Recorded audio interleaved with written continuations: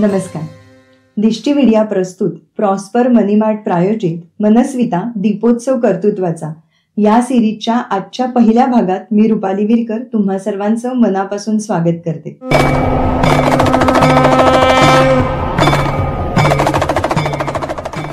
मंडळी, आजचा पहिला दिवस म्हणजे अभ्यंग स्नानाचा दिवस. आणि अभ्यंग स्नान म्हटलं की उठणं आलंच.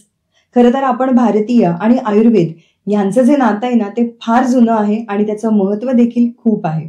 म्हणूनच आजच्या आपल्या पहिल्या भागात आपण भेटणार आहोत Rejeevan Ayurvedic skin hair and Panchakarma क्लिनिकच्या डॉक्टर अक्षता तरे यांना. नमस्कार अक्षता. नमस्कार अक्षता, आम्हाला तुमच्या या रिजीवन पंचकर्म क्लिनिक बद्दल अधिक जाणून घ्यायला आवडेल. आपल्या याच्या 2 शाखा आहेत, कल्याण आणि डोंबिवलीमध्ये. आम्ही इथे त्वचा विकार, केसांचे विकार आणि पंचकर्म ट्रीटमेंट अशा 3 डिव्हिजन मध्ये आपण उपचार करतो. तर त्वचा विकारांमध्ये आपण वेगवेगळ्या प्रकारचे स्किन डिसीजेस वगैरे आणि केसांमध्ये सुद्धा केस गळणे, केस पांढरे होणे वगैरे, अकाली टक्कल पडणे वगैरे, प्रीमॅच्युअर ग्रेइंग हेअर्स वगैरे अशा विकारांवर. आणि पंचकर्म उपचारांमध्ये आपण इतर सगळे लाईफस्टाईल डिसऑर्डर्स आहेत, जसं की डायबिटीज, बीपी, पीसीओडी, थायरॉइड वगैरे अशा विकारांवर आपल्याकडे ट्रीटमेंट्स केल्या जातात आयुर्वेदिक पद्धतीने. मग मला इथे तुमच्याबद्दल थोडंसं अधिक जाणून घ्यायला आवडेल. म्हणजे तुमचं शिक्षण किंवा थोडंसं तुमचा कामाचा अनुभव सांगा. मी 2015 मध्ये BAMS लेट केदारी रेडेकर आयुर्वेदिक मेडिकल कॉलेज गडिंग्लज कोल्हापूरमधून कम्प्लीट केलं. त्यानंतर त्याच कॉलेजमधून मी माझं MD आयुर्वेदामध्ये म्हणजे पंचकर्म या सब्जेक्टमध्ये मी कम्प्लीट केलंय. आणि ते कम्प्लीट झाल्याबरोबर मी प्रॅक्टिसला सुरुवात केली साधारण 2015 पासूनच.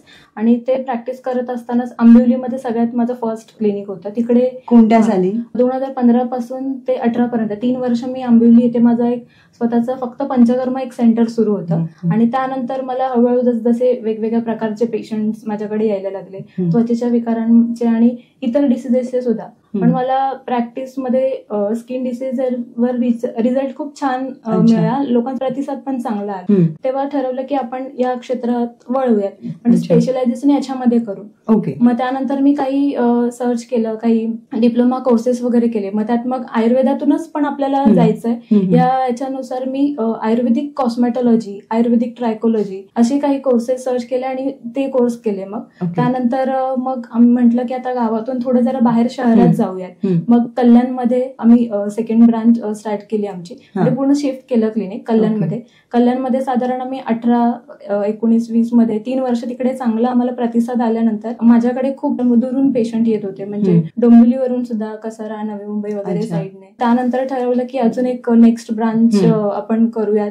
आणि माझ्यासोबत काही सहकारी डॉक्टर्स पण आहेत, डॉक्टर कौस्तुभ.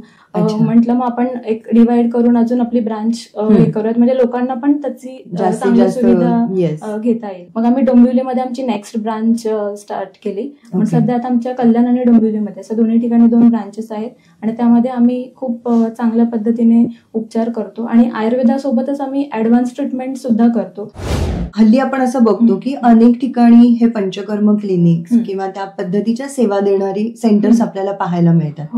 पण मग या सगळ्यांमध्ये आणि रिजीवन मध्ये काय वेगळेपण आहे, म्हणजे तुमचे USP काय आहे? USP म्हणाल तर आम्ही 4 वे ट्रीटमेंट असंच आहे. पेशंटला पण आल्यानंतर आम्ही सांगतो तुम्हाला या गोष्टी सगळ्या फॉलो कराव्या लागतील. बऱ्याचदा पेशंट डॉक्टरकडे जातात, त्यांच्याकडून औषधं, मेडिसिन घेतात, पण त्या औषधांसोबतच पेशंटना त्यांचा डाएट जो आहे तोही तेवढाच फॉलो करणं गरजेचं आहे. कारण फक्त मेडिसिन घेतोय, पण ज्यामुळे हे आजार झालेले आहेत त्याचे जे कॉजेस आहेत ते थांबवणंही तितकंच महत्वाचं आहे. म्हणजे जे आपण म्हणतो आयुर्वेदानुसार हेतू सेवन थांबवलं तर तुम्हाला रिझल्ट पण खूप चांगल्या प्रकारे येतील. तर आमचे जे डाएट आणि जे मेडिसिन आहेत, जे औषधं आम्ही आयुर्वेदिक औषधं देतो ते आपले प्रोडक्ट्स आणि आपले ट्रीटमेंटसाठी तर पेशंट आपल्याकडे येतातच क्लिनिकला, ते पण आम्ही ग्रंथोक्त पद्धतीने जसं आयुर्वेदात सांगितलंय त्यानुसार आम्ही पूर्णपणे करतो. त्यासाठी आमचा जो स्टाफ आहे तो पण एकदम वेल ट्रेन्ड आहे. आणि दर मंथली आम्ही त्यांना वेळोवेळी ट्रेनिंग पण देतो. काही नवीन चेंजेस असतील तर त्यामध्ये आम्ही बदल करतो. आयुर्वेदिकच प्रोडक्ट म्हणजे जे केमिकल फ्री प्रोडक्ट्स आहेत तेही आम्ही मग ठरवलं की आपल्या इथेच बनवतो. मग हे आमचं एक वेगळे पण आहे. आम्ही पेशंटला ह्या 4ही गोष्टी, आता तुम्ही बघाल आपल्याकडे वेगवेगळ्या प्रकारचे हे बेबी सोप्स आहेत आणि आपण युज करण्यामध्ये आता हे नीम सोप आहे जे वेगवेगळ्या स्किन डिसीजेसवर, त्वचा विकारांवर आपण युज करू शकतो. ओके. आणि हे निमवूड कोंब आहे. या कोंब बद्दल मी थोडं सांगेन की निमवूड कोंब म्हणजे कडुनिंबाच्या खोडापासून बनवलेला कोंब आहे. ओके. हा, या कोंबने एक सायंटिफिक कोंबिंग प्रकार एक पद्धत आहे, ती कोंबिंग आपण करतो. नीमचे जे प्रॉपर्टीज आहेत अँटी फंगल आणि अँटी बॅक्टेरियल, त्याने डॅन्ड्रफ होणार नाही, स्काल्प इचिंग वगैरे आहे, डोक्यामध्ये खाज येणं किंवा इन्फेक्शन होणं, ह्या गोष्टी या कोंबने जर आपण युज केलं तर होणार नाही. आपण जनरली युज करतो प्लास्टिकचं कोंब. तुम्ही बघितलं तर प्लॅस्टिक तुम्ही लहानपणी बघितलं असेल, आपण जेव्हा शाळेत जाताना पट्टी अशी घासली कागद तर ते कागद वाचवायचं. तर त्याप्रमाणे जे स्टॅटिक अट्रॅक्शन जे आहे ते आपल्या प्लास्टिकच्या कोंबमुळे होतं आणि त्यामुळे हेअरफॉल जास्त होतो. म्हणून आम्ही सांगतो की पेशंटला तुम्ही निमवूड कोंब युज करा, प्लास्टिक कोंब अवॉइड करा. तर बाकी हेअर ऑइल आहे, आपला हेअर शॅम्पू आहे आणि फेस वॉश वगैरे देखील आहेत. तर हे सगळे प्रोडक्ट्स आपले रिजीवन मध्येच बनवले जातात आणि सगळे पूर्ण सल्फेट, पॅराबिन, SLES फ्री असे प्रोडक्ट आहेत. त्याच्यामध्ये आम्ही सर्व आयुर्वेदिक इन्ग्रेडियंट्स युज केलेले आहेत. साधारण पंचकर्मामध्ये कोणकोणत्या ट्रीटमेंट्स येतात? पंच म्हणजे 5, कर्म म्हणजे प्रोसिजर्स. तर 5 प्रोसिजर ज्या आहेत त्या वमन, विरेचन, बस्ती, नस्य आणि रक्तमोक्षण.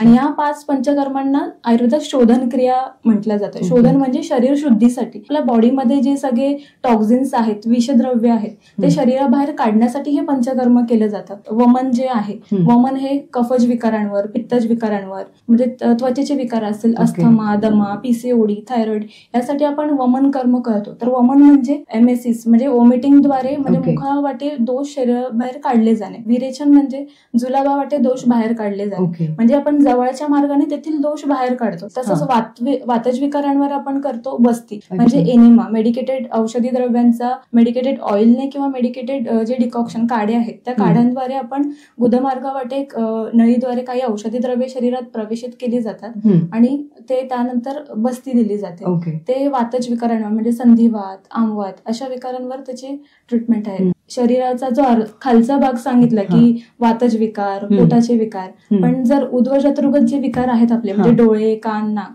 त्यांच्या विकारांसाठी आपल्याला सांगितलं आहे नस्य. त्यासाठी आपण नाकामध्ये औषधी तेलाचे थेंब टाकून तिथले दोष बाहेर काढतो. त्यांचे अकाली केस पांढरे होणे किंवा काही दृष्टीजन्य विकार वगैरे असेल, त्यामध्ये आपण नस्याचे खूप चांगले रिझल्ट आहे. आणि शेवटचं आहे 5वं पंचकर्म, ते आहे रक्तमोक्षण. जसं शरीर झालं, उर्ध्वजत्रुगत विकार झाले, तसं रक्त सुद्धा हा दोष मानला. त्यामध्ये काही जर दुष्टी असेल तर ते बाहेर काढण्यासाठी आपण रक्तमोक्षण करतो, म्हणजे शरीरातलं जे दूषित रक्त आहे ते शरीराबाहेर काढलं जातं. तर अशा प्रकारे हे 5 पंचकर्म आपण वेगवेगळ्या आजारांवर पेशंटच्या कंडिशननुसार केले जातात. हे आहेत प्रधान कर्म. आणि पूर्वकर्म म्हणून आपण स्नेहन आणि स्वेदन या 2 गोष्टी करतो. तर स्नेहन आणि स्वेदनाचं पण महत्व असं की स्नेहन म्हणजे औषधी तेलाने मालिश करणे आणि स्वेदन म्हणजे औषधी काड्यांची शरीराला वाफ दिली जाणे. ह्या सगळ्या ट्रीटमेंट्स देत असताना पंचकर्माच्या बाबतीत अजूनही कसं म्हटलं जातं की काही वेळा तुम्हाला त्या ठिकाणी राहावं लागतं. तर पंचकर्मामध्ये असं म्हणजे राहूनच तिथे आपल्याला ट्रीटमेंट वगैरे घ्यायला लागते? राहण्याची गरज असते, कारण आपण पेशंटने जेव्हा आपले पंचकर्म सुरू असतात तेव्हा आपण जेव्हा दोष पोटातून जे बाहेर केले जातात, म्हणजे वमनाद्वारे, उलटीद्वारे वगैरे, तर तेव्हा आपला अग्नी हा मंद झालेला असतो. अग्नी मंद होणं म्हणजे जी पचनशक्ती आहे ती रुग्णाची कमी झालेली असते. तर अशा वेळेला आपण हेवी काही खाल्लं तर ते त्याला पचणार नाही आणि जो आपल्याला अपेक्षित जो रिझल्ट आहे त्या आजारावरचा तो मिळणार नाही. त्यासाठी रुग्णाचा जो आहार आहे तो एकदम लाईट आणि हलका असायला पाहिजे. तर सुपाचा असा तो आहार पेशंटने घ्यावा, एवढंच त्यामागचं रिझन असतं. म्हणून आपण जर पेशंटला तिकडे राहून जर त्या सगळ्या गोष्टी जर फॉलो केल्या तर ते व्यवस्थित ऐकतात. पण आपण जर पेशंटला घरी राहून जर ते व्यवस्थित त्यांना गाईड केलं की तुम्ही अशा प्रकारचा आहार घ्या, तर ते घरी राहून सुद्धा हे पंचकर्म सोयीस्कररित्या घेऊ शकतात. त्यासाठी तुम्ही त्यांना प्रॉपर त्या ट्रीटमेंट आणि त्यांचा डाएट आणि ते गाईड पूर्ण करता. अक्षता, तुम्ही ही जी माहिती दिली आणि ह्या ज्या ट्रीटमेंट सांगित, तर त्या सगळ्यांसाठी काही विशिष्ट कालावधी असतो का? पेशंटचा आजार कोणता आहे आणि तो किती सिव्हिअरिटी कशी आहे त्याची, जर नवीनच त्याला डायग्नोज झालेला आहे की पूर्ण जीर्ण आजार आहे, तर ते आपण बघून त्यानुसार पेशंटचा कालावधी ठरवला जातो. त्वचेच्या विकारांचं मी सांगते, तर काहींना चामखीळ वगैरे काढणे किंवा मेलाझ्मा जे वांग वगैरे आहे, अशा वेगवेगळ्या आजारांसाठी पण पेशंट आपल्याकडे येतात. तर चामखीळसाठी आपल्याला इन्स्टंट रिझल्ट आहे, आपण ते एक 5 मिनिटांमध्ये सुद्धा ते जस्ट फक्त रिमूव्ह करायचं असतं. आणि जर पंचकर्म विकारांमध्ये साधारण 8 दिवसांपासून ते महिनाभर ते 45 डेजचा सुद्धा कालावधी आहे. म्हणजे जे आपण स्नेहन स्वेदन बस्ती या ट्रीटमेंट करतो, पीसीओडी मध्ये 6-6 महिने पण जातात, कारण जे ओव्हरियन सिस्ट वगैरे आहे ते डिझॉल्व्ह व्हायला वेळ लागतो. ठीक आहे, गाठी जे असतात आपल्या गर्भाशयाला त्यासाठी वेळ लागतो, त्यामुळे 6 महिन्यांचा त्यांना कालावधी लागतो. पण 15 दिवसांमध्ये संधी विकार किंवा ज्यांना गुडघेदुखी आहे, जॉईंट पेन आहे, अशा लोकांमध्ये आपण 15 दिवसांमध्ये सुद्धा खूप चांगले रिझल्ट दिलेले आहेत. वेट लॉस, अच्छा, म्हणजे हे सगळ्यांना फार महत्वाचं झालेलं आहे आणि खूप वेगवेगळ्या प्रकारांनी वेट लॉस करण्याचा प्रयत्न केला जातो. तुमच्याकडे कुठल्या प्रकारची ट्रीटमेंट आहे? जसं मी तुम्हाला USP मध्ये सांगितलं, आपली 4 वे ट्रीटमेंट आहे. तर वेट लॉस मध्ये आपलं आहे मेडिसिन, आपण पेशंटला देतोच वजन कमी करण्यासाठी आयुर्वेदिक औषधं. त्यासोबत आपल्या काही पंचकर्मचे जे ट्रीटमेंट्स आहेत त्याचे खूप चांगले रिझल्ट आहेत. त्याच्यामध्ये आपण उद्वर्तन म्हणून आयुर्वेदात सांगितलेली जी प्रोसिजर आहे, उद्वर्तन म्हणजे पावडर मसाज असतो. आयुर्वेदिक औषधांचे जे चूर्ण आहे ते आपण याच्यामध्ये युज केले जातात आणि त्याने पूर्ण शरीरावर आपल्या ते चूर्ण घासून त्याच्याने मसाज केली जाते. त्याने जो आपले जे फॅट्स आहेत, कोलेस्ट्रॉल, ते बर्न होतात आणि खूप चांगले रिझल्ट आहेत त्याच्यामध्ये. आणि सर्वांग स्वेदन म्हणजे औषधी काड्यांची वाफ दिली जाते. मेद शामक अशी काही औषधं आयुर्वेदात सांगितली आहेत, त्यांचे आपण काढे बनवून त्यांनी आपण शरीराला स्टीम दिली जाते. त्याने सुद्धा वेट लॉस मध्ये खूप फरक पडतो. तिसरा जे ट्रीटमेंट आहे याच्यावरती आहे बस्ती. तर बस्तीमध्ये सुद्धा खूप प्रकारच्या वेगवेगळ्या बस्ती आहे. वेट गेन साठी सुद्धा आयुर्वेदात बस्ती सांगितलेली आहे आणि वेट लॉस साठी सुद्धा वेगळी बस्ती आहे. साधारण आता आमचा एक रिसेंट रिझल्ट आहे, जवळजवळ 15 ते 20 सेशन मध्ये पेशंटचं 5 ते 6 किलो वजन कमी झालेलं आहे. अक्षता, अजून एक आहे तो म्हणजे केसांचा प्रश्न. केसांचे सुद्धा अनेक विकार येतात. तुम्ही मगाशी सांगितल्यात काही ट्रीटमेंट, पण अजून थोड्या ट्रीटमेंट बद्दल माहिती द्या ना. बऱ्याचदा डॉक्टरांकडे गेलं की तेल आणि शॅम्पू किंवा पेशंट स्वतःच मेडिकलमध्ये जाऊन एखादा ऑइल किंवा टीव्हीवर ऍडव्हर्टाईज वगैरे बघून ऑइल आणि शॅम्पू युज करतात आणि पण त्याने काही त्यांना रिझल्ट मिळत नाही. पण त्याचं जे कॉज काय आहे ते आधी आपल्याकडे पाहिलं जातं. आपण स्काल्प अनालिसिस करतो, त्यामध्ये केसांच्या मुळांची तपासणी केली जाते. हेअरफॉल कशामुळे होतो, डॅन्ड्रफचा जो स्काल्पवर लेअर असतो तर तो आम्ही चेक करतो आणि डॅन्ड्रफचा जो लेअर आहे तो रिमूव्ह करण्यासाठी आपल्याकडे एक वेगळी ट्रीटमेंट होते, डॅन्ड्रफ ट्रीटमेंट. मग ते क्लीन करून नंतर आम्ही हेअर ग्रोथसाठी वेगळी ट्रीटमेंट करतो आयुर्वेदिक पद्धतीने, ती आहे शिरोधारा. त्या शिरोधारामध्ये औषधी तेल आपण युज करतो. केसांचं जे केश तेल आहे आयुर्वेदात सांगितलं, तर हेअर ऑइलने जवळजवळ 1 ते 2 लिटर तेल आपण केसांच्या मुळाशी म्हणजे पेशंटच्या डोक्यावर आपण ती धारा सोडली जाते आणि ती जवळजवळ 45 मिनिट ते 1 तास आपण ती शिरोधारा करतो. त्याने तुमची हेअर ग्रोथ खूप चांगली होते आणि हेअर फॉल पण स्टॉप होतो. शिरोधारेसोबतच शिरोभ्यंग आहे म्हणजे हेड मसाज, पुन्हा नस्य आहे जसं मी तुम्हाला मगाशी सांगितलं, त्याने सुद्धा केसांची मुळे तुमची स्ट्रॉंग होतात. तर अशा प्रकारे आपल्याकडे केसांच्या ट्रीटमेंट आणि आयुर्वेदासोबतच आपल्याकडे केसांसाठी काही ऍडव्हान्स ट्रीटमेंट पण होतात, पण त्यांना टक्कल पडलेलं आहे लवकर. म्हणजे 28-20 एज मध्ये सुद्धा बऱ्याच जणांचं एम शेप म्हणजे हेअरलाईन मागे जाते, बऱ्याच मुलांमध्ये आपण बघतो. तर अशा मुलांमध्ये आपण PRP ट्रीटमेंट सुद्धा करतो. PRP म्हणजे प्लेटलेट रिच प्लाझ्मा थेरपी. त्याच्यामध्ये पेशंटचं रक्त काढून त्यातला प्लाझ्मा आपण सेपरेट करतो आणि तो प्लाझ्मा इंजेक्ट केला जातो स्काल्पवर. तर अशा वेगवेगळ्या प्रकारच्या ट्रीटमेंट्स आपल्याकडे होतात. लहान मुलांचा सुद्धा समावेश असतो का? कारण हल्ली केस अकाली पांढरे होणं ह्याच्यामध्ये लहान मुलं सुद्धा येतात. माझी पेशंट रिसेंट सक्सेस स्टोरी आहे ती सांगते. आपल्याकडे कसाऱ्यावरून एक 4 वर्षाची मुलगी येते, तिला पूर्ण अंगावरच केस नव्हते. त्याला ॲलोपेशिया युनिव्हर्सालिस म्हटलं जातं आणि आयुर्वेदानुसार इंद्रगुप्त पण बोललं जातं. म्हणजे पूर्ण केस मुळासकट गेलेले असतात अशा पेशंटमध्ये. लहान असल्यामुळे तिला आपण काही इंजेक्शन वगैरे असं नाही करू शकत. तर अशा मुली 4 वर्षाच्या मुलीमध्ये सुद्धा आपण फक्त आयुर्वेदिक पद्धतीने खूप चांगले रिझल्ट दिलेले आहेत. म्हणजे आता ज्याला प्रॉब्लेम आहे किंवा ज्यांना काही आजार आहेत ते येतात आणि ते ट्रीटमेंट घेतात, पंचकर्म करून घेतात, पण निरोगी माणसाने देखील हे पंचकर्म करावं का? तर आयुर्वेदात एक श्लोक सांगितला आहे, स्वस्थस्य स्वास्थ्य रक्षणम आतुरस्य विकार प्रशमनम च. आतुरस्य विकार प्रशमनम च म्हणजे आतुर लोक जे रोगी आहेत त्यांच्या रोगाचं निराकरण करणं हे तर आपण करतोच, त्यासोबत स्वस्थ लोक आहेत त्यांचे स्वास्थ्य कसं टिकून ठेवलं पाहिजे यासाठी सुद्धा पंचकर्म केलं पाहिजे. मग हे जे आपण सगळे वमन विरेचन जे मी सांगितलं, हे विकार हेल्दी पुरुषाने जरी केलं तरी त्याचे खूप सारे फायदे आहेत. म्हणजे आता सध्या वाढलेलं जे कॅन्सरचं प्रमाण आहे, कॅन्सर, टीबी किंवा थायरॉइड वगैरे खूप पेशंट्स याचे आहेत, तर हे विकार होऊ नये यासाठी एक प्रिव्हेंटिव्ह ट्रीटमेंट म्हणून सुद्धा आपण पंचकर्म ट्रीटमेंट करू शकतो. इतक्या वर्षांपासून तुम्ही इतक्या वेगवेगळ्या रुग्णांना बरे करत आहात, तुम्हाला काही अचिव्हमेंट्स देखील मिळाल्या असतील, तर त्याबद्दल थोडंसं ऐकायला आवडेल. सुरुवात मी आंबिवलीमधून केली होती. माझं जे फर्स्ट क्लिनिक पंचकर्माचं एक छोटं क्लिनिक होतं माझं. तर मी विचार केला की एक मोठं आपलं असं एक माझं स्वप्न होतं, कल्याणमध्ये आपलं सुसज्ज असं एक मोठं क्लिनिक आहे आणि त्याला सुद्धा खूप चांगला प्रतिसाद मिळतोय. आणि सेकंड ब्रांच आपली डोंबिवलीमध्ये सुद्धा आहे. पेशंटला मिळणारा जो चांगला रिझल्ट आहे आणि त्यामुळे त्यांच्या चेहऱ्यावर जो दिसणारा आनंद, हीच माझी अचिव्हमेंट. तुम्ही म्हणालात एकाचे 2 क्लिनिक झालेत, मग आता जर पुढची वाटचाल, पुढचे टार्गेट्स विचारले तर त्याबद्दल काय सांगाल? क्लिनिक तर आपले 2च राहतील.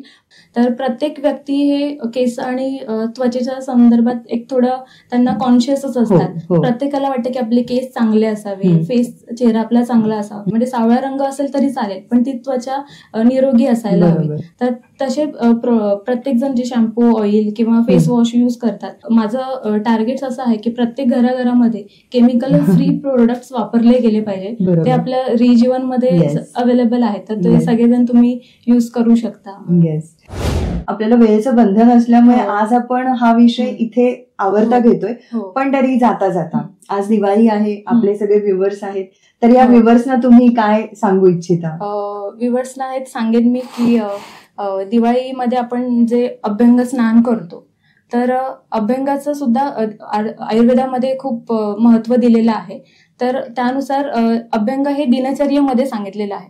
तर आपण दिनचर्यापैकी अभ्यंग ही एक गोष्ट फॉलो करतो, तर पूर्ण दिनचर्या जर प्रत्येकाने फॉलो केली तर सगळ्यांचं आयुष्य हे पूर्ण आरोग्य हे निरोगी राहील. म्हणजे ब्रह्ममुहूर्तावर उठून नस्य वगैरे अशा काही गोष्टी आहेत पंचकर्मामध्ये सांगितलेल्या, त्या सगळ्यांनी फॉलो करायला पाहिजे. फास्ट फूड वगैरे आहे त्याचं इंटेक थोडं कमी केलं पाहिजे. सकाळी लवकर उठून अभ्यंग स्नान करायचं, त्यानंतर व्यायाम करायचं, त्यानंतर वेळोवेळी तुमचा जो आहार आहे तो नियमित घेतला पाहिजे आणि सकस असं अन्न घेतलं पाहिजे. पुन्हा फळांचा आहार समावेश असला पाहिजे. सगळ्या आजारांपासून दूर राहण्यासाठी प्रत्येकाने एकदा तरी वर्षातून एकदा वमन कर्म किंवा एखादं बस्ती वगैरे असे प्रोसिजर करून घ्यायला हवी. म्हणजे थोडक्यात सर्व्हिसिंग करून घ्यायला पाहिजे.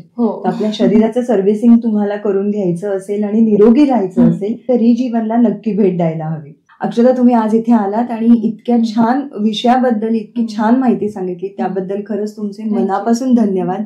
आणि आपल्या सगळ्या प्रेक्षकांना मनस्विताच्या संपूर्ण टीमतर्फे दिवाळीच्या खूप खूप शुभेच्छा. तुम्हाला सुद्धा Rejeevan Ayurvedic skin hair and Panchakarma clinic तर्फे दीपावलीच्या सर्वांना शुभेच्छा.